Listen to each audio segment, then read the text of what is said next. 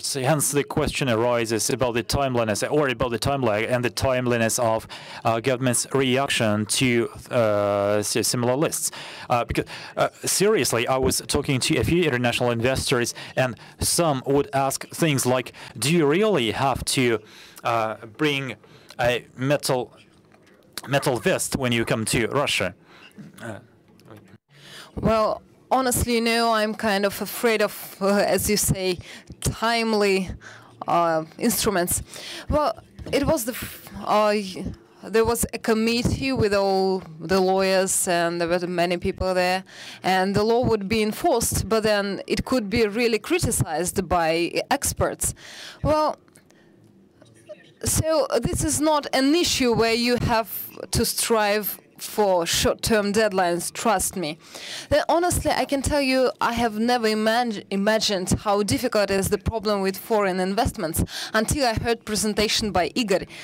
If right now we are seriously talking about investments, attracting investments, to attract them, you need a mobile phone of the governor, I believe this is so complicated. In this case, we should not be talking about any legal basis. Well, that was a joke. I hope nobody was hurt or offended by it. This is just our psychology, our mentality. Kaluga, Belgorod region, as far as I know from my businessmen friends, they are not foreign investors, by the way, they are Russian investors. At least two of my friends left Moscow business 100%. One of them went to Belgorod, another one moved to Kaluga region. Even they don't have a mobile phone of the governor, still they face an absolutely different environment. Well, if we talk globally, I believe perhaps the most important problem now is the level of trust to the court. I'm not talking about judicial system, I'm just talking about the trust to judicial system. From my point of view, this is just a sphere where you can, trust me, things are not so scary as they seem to be, as they are perceived to be. And from the experience of my colleagues, I can say that many investors, both Russian and foreign investors coming to a certain region, the first question they would ask, so in your court, do you have to, you know what? Well, if you can't go to the court, if you can't trust the court, you will never enter the market. So right now in Russia, perhaps the most important issue is creating an independent court system, really. I don't know whether this audience is really interested in certain mechanisms, specific mechanisms, how that could be done, but still I would use this possibility of addressing you with the issues that has to be done, with the steps that have to be done. And I'm talking about certain specific things. Unfortunately, they are not very widely discussed. In order to make a court independent, I believe some time ago it was even dangerous a little bit, but right now this is just a question of having an oxygen to breathe. Until we don't have an independent court, we won't be able to fight corruption at all. Trust me, we are just... so it is just easier for any businessman to bribe, to go to the civil servant and bribe him, rather than go to court and never know what would be the ruling. And if the ruling of the court would be based entirely on the legal system, in this case, trust me, nobody would go out there bribing civil servants, because it would be easier, it would be faster to go to court and solve the issue. So the first thing to do is to actually stop appointing judges by the presidential decision. They have to be elected at the plenary session of the Superior Court. Once you start appointing judges by the president, trust me, this would not be an independent judge, especially if we know that here we are talking about a 6-year term. So the second thing to be done, quite banal, trust me, you can find it at any brokerage firm, automatic. So you have to automatically, so you have to listen to all the telephone calls that go to the court. So trust me, about 20% goes for bribes and 80% administrative influence on the court. Trust me, bribes even are not that problem. Administrative influence, administrative and criminal influence on judges, unfortunately, plays a much more important role if we talk about problems. Well, moreover, you know that neither Ministry of International Affairs nor the Agency of Federal Safety, unfortunately, they can't do anything about judges. So they cannot listen to their telephone calls, for example. You know, they cannot do other they cannot use other operational measures. And this is quite evident, because in this case, if they have the right to do that, in this case, we won't have an independent court. So the Federal Service of Security, that would be subordinate to the president directly. So this service will be conducting operational activity concerning judges, concerning civil servants dealing with judges. In this case, we also have to talk about securing safety for judges, and all the information received from this service can be the necessary basis to stop the work of the judges who would be found in some illegal actions. So we have to understand that being a judge is actually the highest possible post that a legal expert can ever achieve.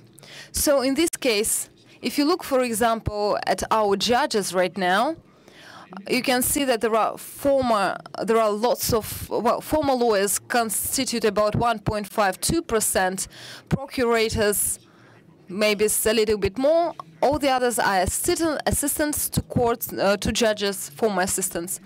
And trust me, in this case, we just can say that those judges simply do not possess the necessary expertise, do not possess the necessary knowledge in order to give the fair ruling. Then also increasing salaries, for sure, is a very important step. And in this case, surely we talk about really large budgetary expenditure. If we want to have an independent court, we have to understand that a judge has to give a ruling on a, let's say, transaction where we talk about 1-2 trillion of rubles, and he will receive up to 100,000 rubles. And people sitting there, like the people for whom they will be just giving their judgment, those people are receiving much more per month than the judge would receive per year, and this is not correct, trust me. So next, in the law there is to be an unconditional term to fire a civil servant who would try to influence a ruling given by the court. One of my former colleagues just brought me a very interesting paper not long ago. That was a letter by Governor Gromov to the court that, considering the social situation in the region, it is necessary to give a ruling in favor of a certain party. Just see, like just directly. I didn't ask what was the price of that letter. In the United States of America, they have this form. A judge has a journal where he has to input all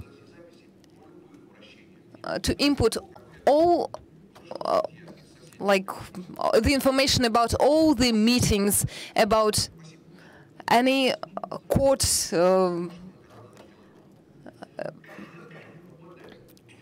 so just every single conversation you have with a person concerning court, you really have to input it into the journal.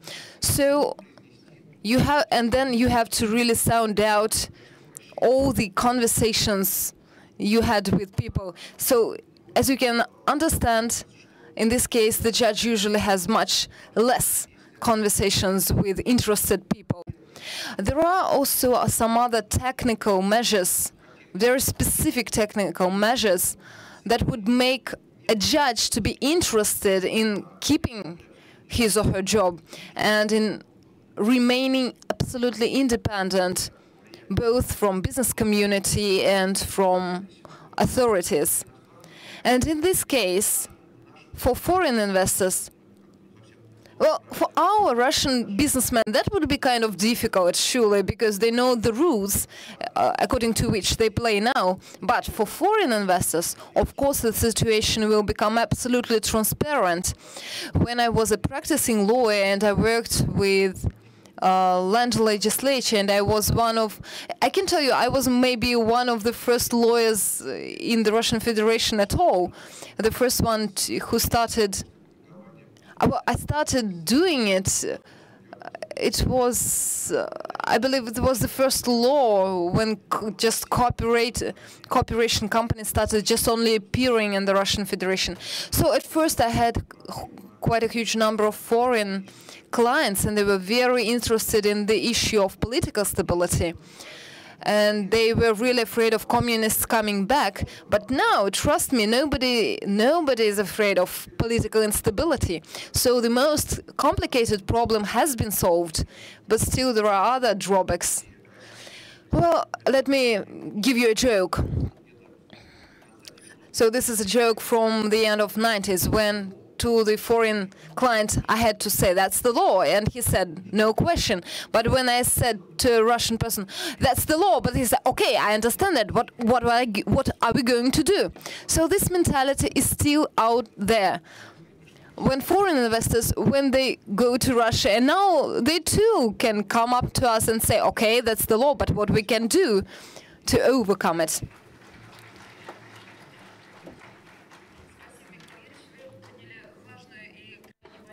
Mikhail, thank you.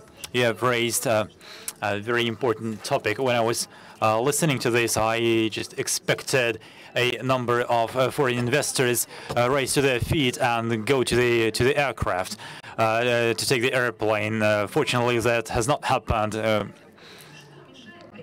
Well, Mikhail, what stands in the way of adopting such useful initiatives?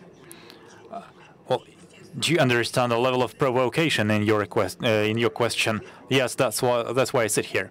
I think that's a question of political will, because unless not just us, but also the market players understand that our political system is absolutely stable, that there is nothing that precludes taking the necessary decision.